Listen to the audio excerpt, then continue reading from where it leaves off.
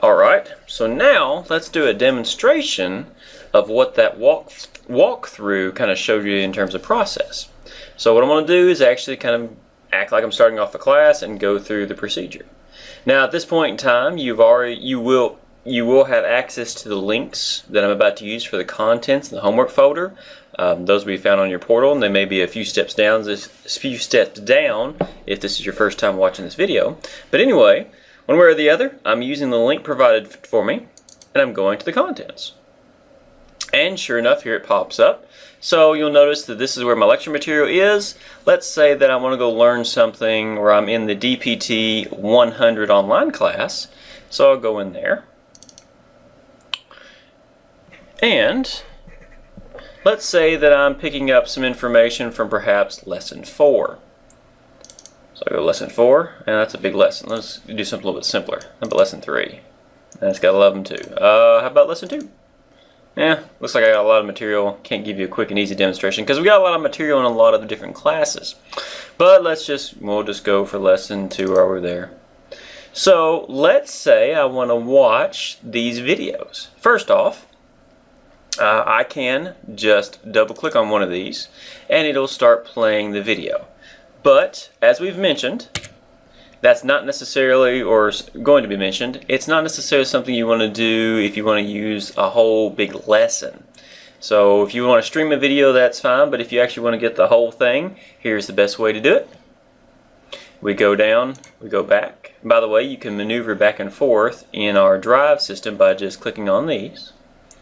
But we'll go to lesson 2 here, and we will right click and say download. This will start the download process, and it will allow me to download the entire lesson.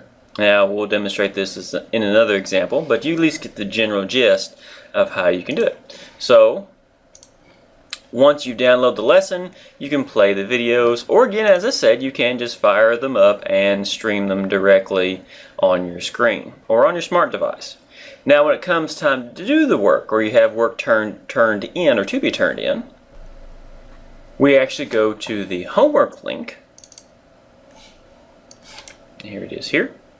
And we pull it up, and you'll notice that the homework folder is here, and we are inside, and each class has its own homework folder. So let's say that I'm going to turn in something for DPT 100 online. And let's say I'm turning in something for lesson 5. And all I have to do is I can do a quick little drag and drop. I'm going to kind of compress the screen just a little bit. And let's say I'm turning in this file to this lesson 5 component, lesson 5A1. So I drag it and release, and there goes my assignment. It is now turned in. So that's how the class flows. You can always use your links to go back to the class portal as well to review material, but that's essentially the loop. You go to the contents folder to get your lecture material.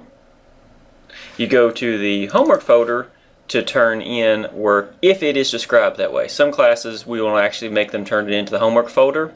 We will actually have them turn it in via some other method, whether it be a hard copy or email.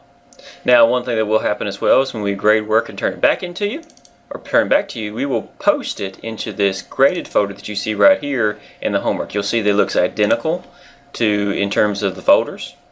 So if you have graded work that's posted, go to your class in the homework folder, go to whatever homework's been posted, go to graded, then go to homework folder that's been posted into, and you can find it. For example, we've actually got some homework work that has been posted right here that you could view. Now format of what type, that depends on the class, but that's where we put it, is in the graded folder within the class, within the homework folder. Alright? Okay. Well, that's the class flow. Hopefully it makes sense.